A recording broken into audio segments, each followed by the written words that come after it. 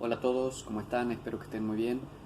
Bueno, en el día de hoy les voy a hablar un poco sobre el monitoreo del paciente dentro de la sala de hemodinámica. Eh, a tener en cuenta, esto es muy importante, siempre cuando ingresen un paciente dentro de la sala, lo primero que tengo que hacer es conectarlo al polígrafo, ¿sí? O al monitor de signos vitales, como ustedes le quieran llamar. Y sobre todo cuando ya sabemos que el paciente viene con un infarto. Lo primero que hay que hacer es conectarlo al monitor de signos vitales. Después voy a preparar la mesa, después me voy a preocupar por ver qué materiales voy a utilizar, ¿sí? Primordial, conectar el paciente con el cable del electro, saturación de oxígeno, y si tienen presión no invasiva también, ¿sí? Por ahí lo de la presión no invasiva es un poco relativo porque, bueno, al hacer la punción, ya sea femoral eh, o radial, durante un procedimiento, ya sea de cinecoronariografía o para tratar un infarto, una angioplastía coronaria, puedo medir la presión invasiva. Eh, entonces, esos tres factores a tener en cuenta. El electro, uno, saturación de oxígeno y presión del paciente. La presión, ya sabemos que la presión normal es de 120-60 milímetros de mercurio. Entonces, siempre tenemos que tratar de que la presión del paciente se mantenga estable entre esos parámetros. Pueden variar, ¿sí? Ya sabemos que puede variar, puede ir a más o menos dependiendo de las condiciones del paciente.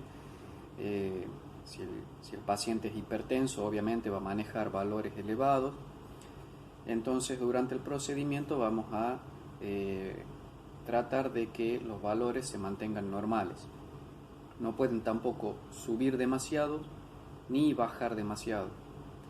En ninguno de los casos, sea paciente de presión normal o paciente hipertenso, ¿sí? No puede ni subir más de lo que habitualmente maneja ni bajar demasiado. La presión fundamental.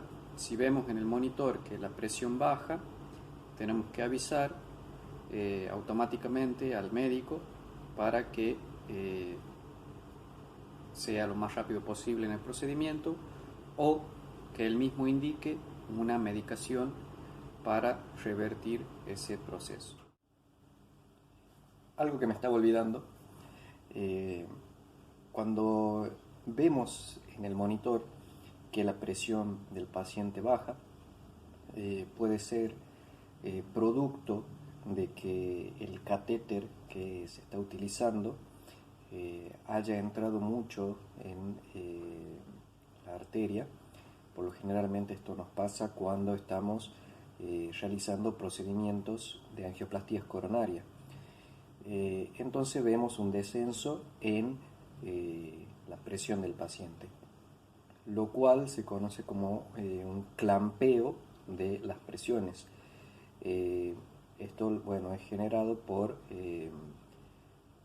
que al catéter, al entrar en el ostium de la arteria, eh, queda como semitapado, ¿sí? Es decir, que si este es el orificio de la arteria, el catéter al ingresar, eh, ingresaría, en vez de ingresar por la luz, como tiene que ser, como si chocara en las paredes del ostium. Entonces produce un descenso en la presión del paciente. Entonces, bueno, ahí hay que avisar para que retire un poco el catéter, ¿sí? Y la presión vuelva a marcarnos normal. O también por allí veremos cambios en la presión al estar ingresando cuerda, balón a través del catéter. ¿Por qué? Porque obviamente estamos tapando la luz del catéter y de la arteria que nos está marcando la presión invasiva del paciente. Entonces hay que tener en cuenta esos factores durante el procedimiento para no dar por ahí una falsa alarma, ¿sí? Son cosas que van pasando durante el procedimiento que obviamente se, se pueden subsanar o se pueden mejorar solamente haciendo el cambio de los materiales que se están utilizando o de solamente reacomodar el catéter dentro de la luz de la arteria. Continuamos. Otra de las formas de hacer que la presión del paciente aumente o se mantenga estable cuando vemos que la misma desciende es abrir el goteo del suero, de la solución fisiológica, a chorro, ¿sí? ¿Y qué se hace en esos casos? Bueno, es abrirlo completamente, sacarle la traba que suele tener el perfus, y en algunas ocasiones lo que hacemos es comprimir el sachet con la mano para que la misma presión o el flujo de solución salina haga que la presión aumente. Si estamos solos y bueno, necesitamos movernos, mover la mesa y hacer otras cosas durante ese procedimiento, lo que podemos hacer es con el manguito del tensiómetro envolvemos el sachet de suero y le damos presión, ¿sí? Hacemos que ese mismo manguito comprima el sachet de suero. Pero bueno, hay que estar atentos cuando veamos que ya el mismo sachet bajó su contenido, hay que volver a comprimir el manguito. Bueno, de esta manera vamos a hacer que la presión del paciente vuelva a ser estable. La saturación de oxígeno. La saturación, bueno, no debe bajar de 95. Por ahí en los procedimientos, bueno, es un poco relativo. Hemos llegado a hacer procedimientos con pacientes que estaban saturando 94 o hasta 85. Bueno, obviamente con los controles, con estar atentos si el paciente le falta el aire, siempre comunicarse con él, preguntarle si le falta el aire. Si le falta el aire, obviamente le vamos a colocar una bigotera o la máscara de oxígeno conectada obviamente al oxígeno para que se mantenga lo más tranquilo posible. O le pedimos también que respire profundo, que haga varias respiraciones profundas para llenar los pulmones de oxígeno. ¿Por qué digo conectar al paciente al oxígeno? Si es una obviedad que si el paciente está saturando bajo, lo tengo que conectar al oxígeno. Bien, dentro de la sala de hemodinamia pueden pasar muchísimas cosas cuando se está haciendo un procedimiento y sobre todo cuando es una emergencia. Entonces, en una emergencia hay muchas manos, mucha gente que está dentro de la sala que quiere ayudar, ¿sí? Y nos pasó una vez en una madrugada, en la noche, un paciente que bueno, vino con un infarto, saturaba muy bajo. Entonces, como yo estaba muy concentrado en manejar la mesa, en pasarle los elementos al médico, le pido al residente que bajó que lo conecte al oxígeno al paciente, que le ponga una bigotera al paciente, ¿sí? Bueno, el cual lo hizo, ¿sí? Hicimos todo el procedimiento pero la saturación del paciente nunca cambió, nunca cambiaba. El monitor nos seguía marcando siempre la misma saturación. Pero como estábamos más preocupados en solucionar el problema que tenía en la arteria, y como era una arteria bastante compleja, la cual nos estaba haciendo trabajar demasiado, no le dimos más importancia al tema de la saturación. Sí le pedíamos a él que respire profundo varias veces durante el procedimiento, porque bueno, era eso, veíamos que la saturación no cambiaba. Cuando se termina el procedimiento, se lleva al paciente a unidad coronaria para que quede controlado. Me quedo en la sala a levantar los materiales, a acomodar un poco las imágenes que habíamos realizado, y veo que la tubuladura del oxígeno estaba conectada al aire comprimido. ¿Sí? Al aire comprimido.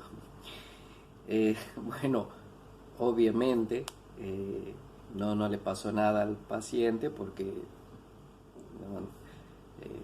la presión que se le había dado era baja y bueno, y era solamente acá con la bigotera,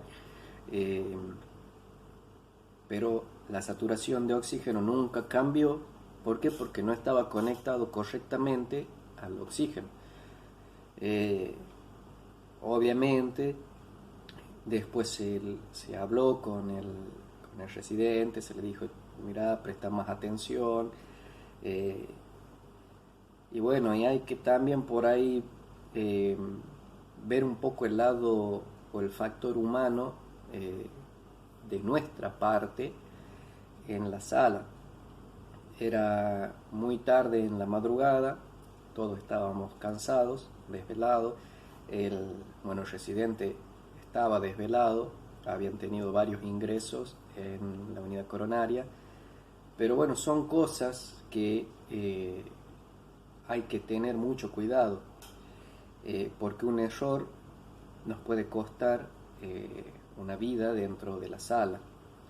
Entonces, siempre bien atentos a todo.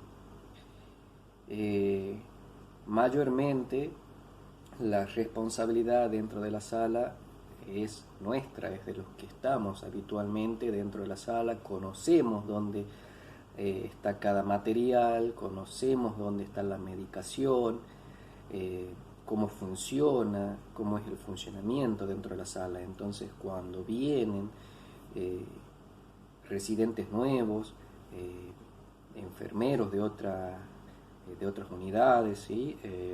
Bueno, hay que estar muy atentos y decirle y colaborar también con ellos en orientarlos dónde está cada elemento que nosotros necesitamos utilizar en la sala, ¿sí? Pero bueno, es una tarea extra más que tenemos nosotros, los licenciados, en la sala de hemodinamia, ¿sí? Bueno, seguimos. Si la saturación de oxígeno ya cae muy por debajo del 85%, obviamente ya estamos hablando de que ese paciente seguramente tiene un edema pulmonar.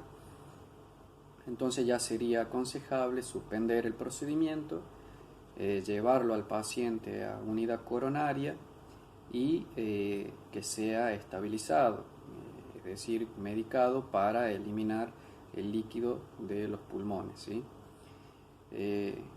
Pero bueno, como lo dije, hemos hecho procedimientos en los que el paciente, por ahí el monitor nos marcaba que saturaba 85, una saturación bastante baja, ¿sí? Muy baja. Lo ideal, recuerden que es 95 y de 95% para arriba. Bueno, ¿qué puede pasar ahí en ese momento? Es que el dosímetro de pulso esté sucio o que por ahí la misma piel de los dedos del paciente o la misma deshidratación que puede llegar a tener el paciente esté haciendo que el dosímetro de pulso esté marcando mal la saturación. ¿Qué nos ha pasado? Porque tuve un caso acá en la sala, una paciente que estaba en unidad coronaria, la tenían con oxígeno, pero ella nunca manifestó que le faltara el aire. Es más, cuando ingresó a la sala y le coloqué el oxímetro de pulso, vi que saturaba muy bajo, tenía una saturación del 82%, muy bajo. Entonces le pregunté si le faltaba el aire, si estaba agitada, a lo cual ella me manifestaba que no, que estaba muy bien. Es más, se la veía bien. Entonces lo que hice fue cambiar de lugar el oxímetro. Sí noté en las manos de la paciente en ese momento que tenía la piel muy como acartonada la piel. Entonces eso me estaba indicando que bueno, estaba un poco deshidratada. Entonces lo que hice fue cambiar el oxímetro de pulso al dedo pulgar. Generalmente, bueno, lo ponemos en alguno de los otros dedos, pero en ese caso, bueno, yo se lo puse en el pulgar y me marcó correctamente la saturación de oxígeno. Bueno, son cosas que van pasando, que se van a ir dando cuenta durante el procedimiento o mientras más procedimientos hagan, van a ver esos casos y se van a dar cuenta cómo solucionarlo. Ahí, bueno, tienen ese ejemplo. En ese momento yo lo solucioné cambiando de lugar, ¿sí? El oxímetro de pulso. Solamente lo cambié del dedo índice al dedo pulgar y eso fue suficiente. Pero para poder darme cuenta de eso, obviamente primero me comuniqué con el paciente y le pregunté si se sentía bien, si le faltaba el aire, si estaba agitado, ¿sí? Entonces, de acuerdo a lo que el paciente me manifestó, ya pude darme cuenta que era solamente ese problema que tenía en la piel, estaba muy deshidratada la paciente. Y bueno, con respecto al electrocardiograma, ya sabemos que la frecuencia normal del corazón va entre 60 a 120 latidos por minuto en estado de reposo, ¿sí?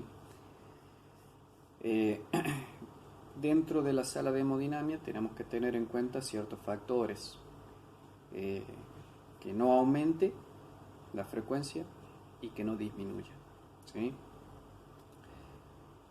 Por ahí que se produzca taquicardia, ¿sí? Recuerden que todo lo que sea mayor a 100-120 latidos por minuto va a ser taquicardia, ¿sí?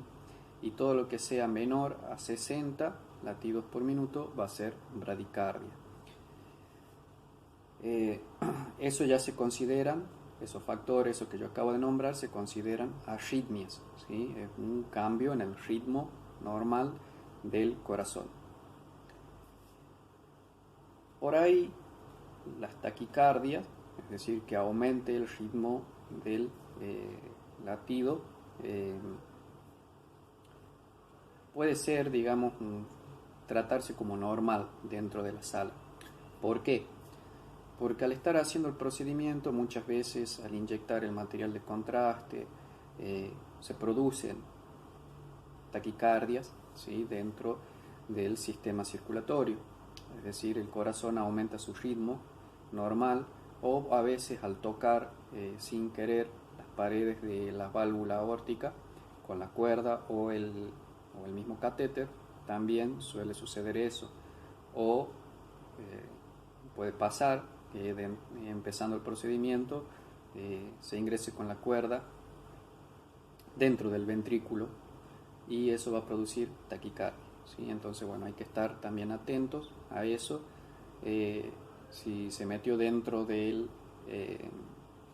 ventrículo, avisar, obviamente, porque obviamente la taquicardia ventricular no es buena, ¿sí? Entonces hay que estar atentos tanto al monitor de la imagen como al monitor del electrocardiograma del paciente. Bueno, bradicardia.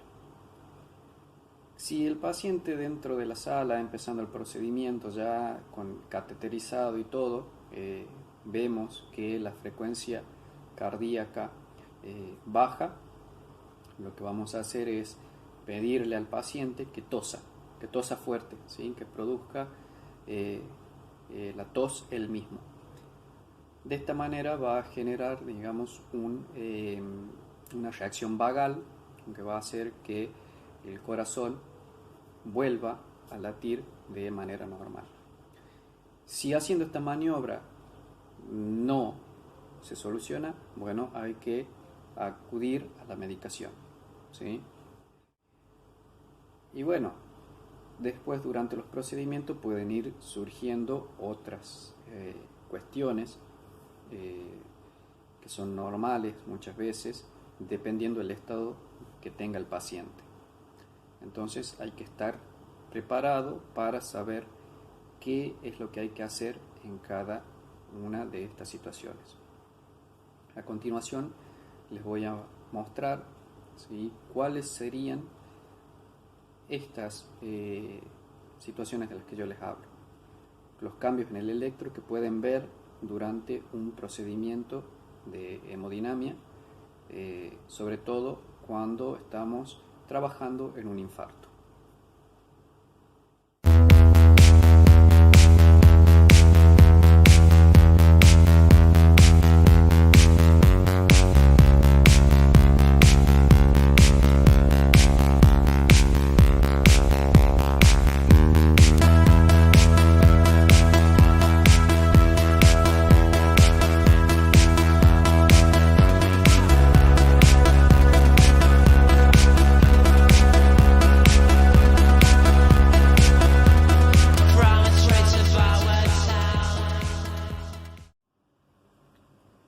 Estas son algunas de las arritmias más comunes que pueden llegar a observar en un procedimiento de hemodinamia. Mucho no quiero ahondar o entrar en la parte clínica porque, bueno, no es mi fuerte específicamente. Preferiría que eso lo haga un médico especialista, un cardiólogo. Si hay alguno por ahí que observa mis videos, me gustaría que deje su opinión y bueno, y colabore con todos los que están aprendiendo esta disciplina que es tan apasionante como hemodinamia. Sí les voy a dejar abajo en la descripción del video, les voy a dejar un canal el cual sigo, que me sirvió de mucho cuando empecé a aprender la parte de electrocardiografía. Él lo explica muy bien y bueno, tiene muy buen contenido, así que pueden visitar ese canal para que vayan aprendiendo más cosas sobre la parte cardiológica. Y bueno, vuelvo a repetir, si hay algún médico cardiólogo por ahí que observe mis videos y quiera aportar su conocimiento, su granito de arena para toda la comunidad, me encantaría que lo hagan. De paso, así yo también sigo aprendiendo.